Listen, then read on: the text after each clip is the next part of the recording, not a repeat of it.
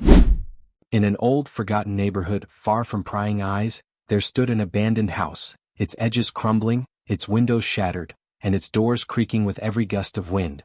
Whoever passed by could feel something eerie, as if the darkness itself had taken up residence in its walls. No one dared to come close. Rumors had surrounded this house for decades. Anyone who enters never comes back. People whispered it as though it were a truth engraved in their souls. Some said the house swallowed its victims, but there was no hard proof. Only strange, ominous traces remained, hints of where the last person had stood.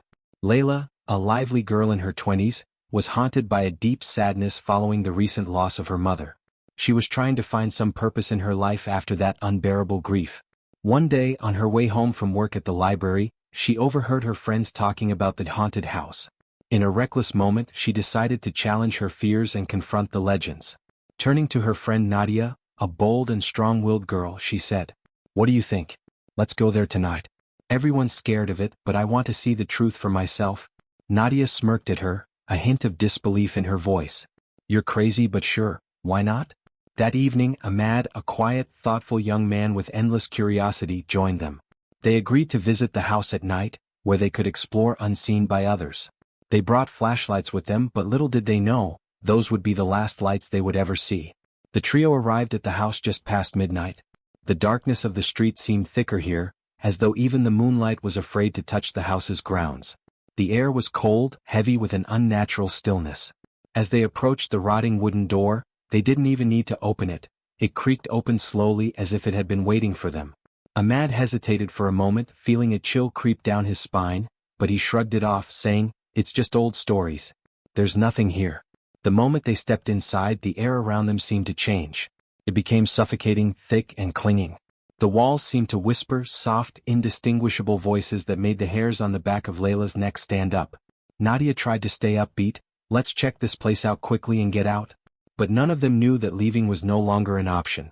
They moved down a long, narrow hallway, their flashlight beams barely piercing the thick shadows around them. The floor beneath them felt strange, almost alive, as if it were pulsating with their every step. Layla's heart was racing, though she tried to calm herself, blaming it on the eerie atmosphere. Suddenly they heard a strange sound, faint whispers coming from the darkness ahead. Nadia raised her flashlight, trying to find the source, but there was nothing, just the shadowy shapes of the decrepit walls. "Did you guys hear that?" Nadia asked, her voice sharper now. Ahmad grinned, trying to ease the tension. "It's probably just the wind or something. Come on, let's keep moving." As they took another step forward, Nadia's flashlight suddenly flickered out. She fumbled with it, trying to get it to turn back on, when they all heard a muffled scream from behind them. They turned in an instant, but Ahmad, who had been walking just a step behind, was gone. Layla's breath caught in her throat. "Ahmad? Ahmad, where are you?" Only silence answered.